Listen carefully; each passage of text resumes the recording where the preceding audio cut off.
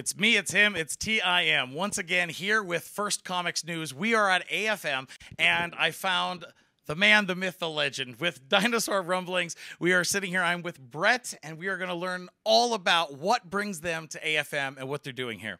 So, how many movies are you pitching this week? So this week we're pitching two films, one for pre-distribution called Ticket, an American Civil War film about a man named Ticket, based off a true story where he, after the end of the Civil War, being a part of the losing side, the Confederacy, he had to walk home on foot with a wounded leg to a wife that thinks he's dead, and the only thing that keeps him going is the letters of fallen soldiers that basically maintains his sanity in reading as he tries to get home. The fascinating part about that grips me immediately is that you're taking it from the side of the Confederacy, you know? Yeah. That's very, very interesting. Well, what's interesting about it is, like I said, it's based on a true story. The script is written by a descendant of Ticket, well, technically Ticket's half-brother Alcide. But the reason it makes it so interesting is a lot of people view that, and I want to be very clear, I'm not advocating for the Confederacy or their ideology, but a lot of people who fought in the Civil War on both sides didn't care about the ideology.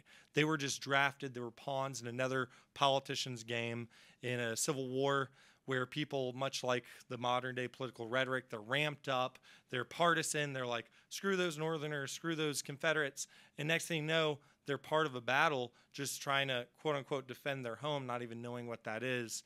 And that is part of the struggle of the story, is realizing that you fought on the loser. And not only the loser, but the morally wrong. Like, there's a part of the film, we actually filmed our test footage, and you can see some of the storyboards here, where he encounters, as he's trying to scrounge for food, a runaway slave. But he actually helps the slave hide away and get through the night because he doesn't care about slavery. He didn't own slaves. He came from a poor family. He just cares about getting home to the wife he loves. Wow, and that's the one that you're in pre-production on. Pre-distribution for. But you currently have, I don't know much about the history, so there's another finished feature that you have here as well? There's a finished feature. It's called, it's a documentary called Dead People, Crazy People, Drugs, and Politicians. And I understand that's an absurd title, but the story is absurd itself. So I am from Louisiana. I don't know if the camera can see this, but go Tigers. In Louisiana, there's a parish I actually grew up in called St. Tammany Parish. And in this parish that we're known in the legal circles as St. Slamony due to the horrific injustices caused by our police department and other government officials, there was a coroner named Peter Galvin. And he exploited Article 5 of the Louisiana Constitution to set his own wage, which was very modest. Only the highest paid salary of any government official in the entire United States, with the exception of the president. That, of course, for a very small town makes sense. He was having weight requirements for his secretaries, whom he was all having affairs with. He was having crawfish boils at the coroner's office, and your typical white-collar crimes were happening. Now, this went on for some time until a woman by the name of Laura King was appointed to his office, and she sees the gross embezzlement, and she's a scientist. So she likes things being written down, procedures being followed. So she complains. They realize she's not going to play ball, so they ask her to do something illegal. They ask her to spend grant funds, something it's not allocated for. And when she refuses to do it, they fire her. Her husband is pissed. He's like, screw this guy. So he tries to sue him. It doesn't work. He tries to go to the FBI. No one believes him at all because it sounds crazy. The coroners run around with Lambos, buying plants for the office. So they start investigating them as private citizens. And not only do they find enough evidence, just as private citizens, no help of the police or the FBI or anything, to get the coroner, but they find in their investigation that the coroner is in cahoots with the local sheriff, who is running a pedophile sex ring out of the sheriff's office, where he forces children as young as 6 years old to have sex with animals. He's also letting criminals out of jail to kill people for him, as well as for sexual favors. And he was putting people in cages, holding cells, without evidence, without trial, that were too low to stand in, but too narrow to sit in. And he would just spray them with water, shoot rubber bullets at the inmates. He also was misusing funds from a work release program, a program meant to help people coming out of jail to readjust society, defrauding the program to embezzle money. And thankfully, Terry King, just this private citizen, said, I've had enough of this. If the authorities won't work with me, we'll do it ourselves. They made a concerned citizens of St. Tammany. They did internal audits just as citizens, and they went to the FBI with so much evidence they couldn't deny it, and it led to the arrest of 35 different politicians implicated in their crimes. I don't know what to say. Wow. First off, I'm kind of surprised I never heard about this. I lived there my entire life, and I did not hear this until I met the man who took him down, Terry King. And quite frankly, I didn't believe him until I researched it, and like you was like, how did I not hear about this? Did you have some good meetings this where's it going? I want to see it. So at this point, did you screen it this week? We had 3 screenings at the Brendan Theater here at the American Film Market. Yeah, and we're excuse me, we're in talks with Fathom Events about possible theatrical release.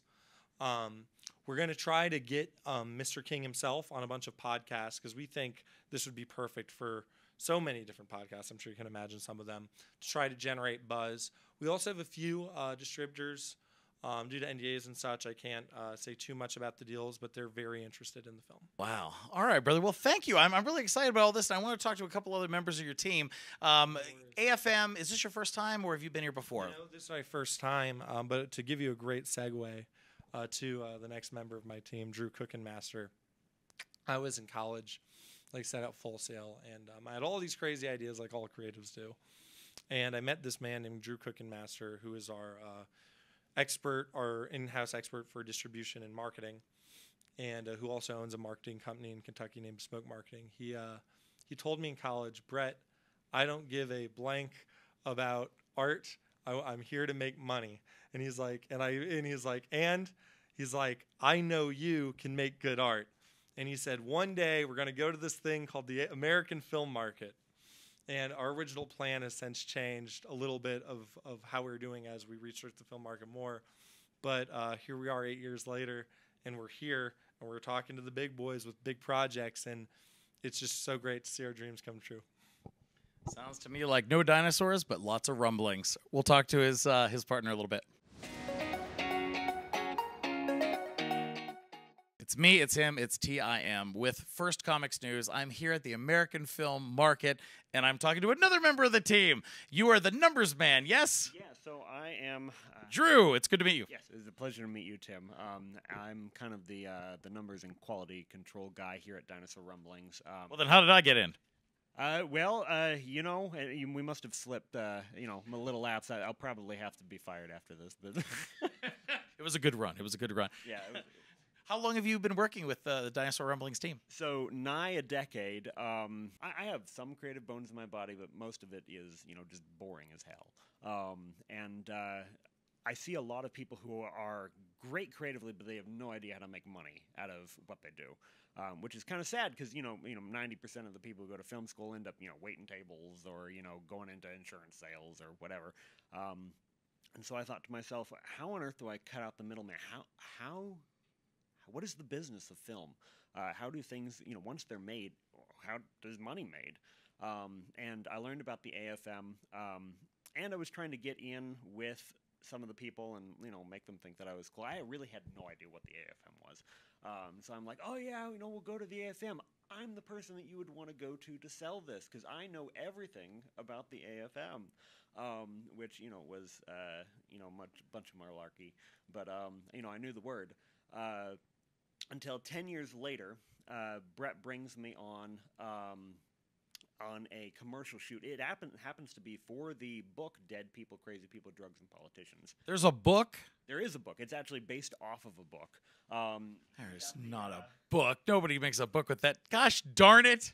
What in the heck? Don't you just love this military guide on taking down corrupt politicians? Which really it ends up being because he's got this neat table in the back. Where is it here? Of all of the people that he took down and their crimes: human trafficking, fraud, all sorts of stuff Related to this murder, case. rape, yeah. And he's still going after people. Anyway, I get a call from Brett, and he actually shows up at my door in Kentucky. I run a marketing company in Kentucky, and I hadn't seen this guy. I mean, we had talked, but I hadn't seen him for like 4 years. And he shows up at my door, and he's like, "I need you to get a plane ticket next week because we're going to shoot a commercial for this guy to help him sell his book." I'm like, "Okay." And my wife gets home, and she's like, "Oh, Brett's here." And I said, "So, honey, I'm going to go for a week to Louisiana." And she surprisingly took it rather well. And I went down there, and he's like, "Read." I drove, and he's like, "Read the book on the way there." So I'm listening to an audiobook, and I'm just like, this is wild. So we do the small commercial for him, and we both sit down, and we're like, why hasn't this been turned into a documentary? Because this really has potential to go somewhere. And so kind of passed the quality control, and he's like, "You know how to take this to the AFM. Remember you told me?" And I'm like, "Oh, crap. He's calling me out." And so, I wasn't going to back down. So, for a month straight, I said, "What the heck is this AFM thing? How do I get in?" All right, so we sold the product to our client. We're going to make a documentary, and we're going to make this distribute nationwide. I'm very fortunate to be a member of several chambers of commerce in Kentucky and a member of the Kentuckiana Real Estate Investors Association. I'm on their board of directors as the public relations guy. And so I come back and I have a sit down with the incredibly talented Renee Buster, and I'm just shaking my head. And I said, "Renee, I don't know how I'm going to afford this. I don't know how I'm going to get to the AFM. If we want to do everything right, it's going to cost close to $100,000. After exhibitors' fees, you pay enough where you can take people out and, give them whatever they want. Appropriate materials, being able to pay to finish up the documentary." And she gives me a call the next day, and he's like, "Hey, I have 2 people who are interested in investing in film." And I'm like, "Really? In Kentucky?" "Yeah, absolutely." So we meet.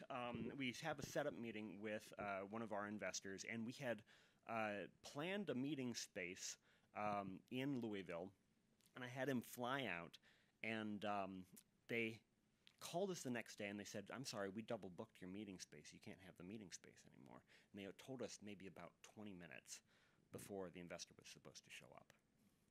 And I'm like, "Holy cow, what are we going to do?" Well, there was a library next door, and so I'm like, "Okay, well, usually libraries have meeting spaces. We can meet there." Every single meeting space was filled up. And the guy calls me, and he's like, "Well, I'm about 5 minutes away. Where should I go?" I'm like, "Well, come on to the library." I'm still trying to figure out something. And the only place that we can find that's empty is the children's section of the library. And it's got like the 14 and under, you can't be here, or 14 and over, you can't be here. This is for children only kind of thing. So we sweep that and the Legos aside. Just go to the dinosaur section. We went to the dinosaur section. We sweep all the stuff aside. We've taken all of our posters and we set it up. And he comes in. And we just say, "Well, part of entertainment is whimsy, and so here we are in the children's section of the Louisiana Public Library. We want to talk to you about these films." And he was actually rather impressed with what we had, and so he agreed to sign the check and send us on our way. And so we're very grateful to that, and here we are. We've actually made the connections. We've done our due diligence. When you hear Dinosaur Rumblings, it's like, okay, is this a children? Is this a B-tier movie company? But no, we've gotten great compliments that we're well prepared, that we're just as legitimate as someone with 30 films. And I have to say that's very exciting. We're happy to make our money back for our investors.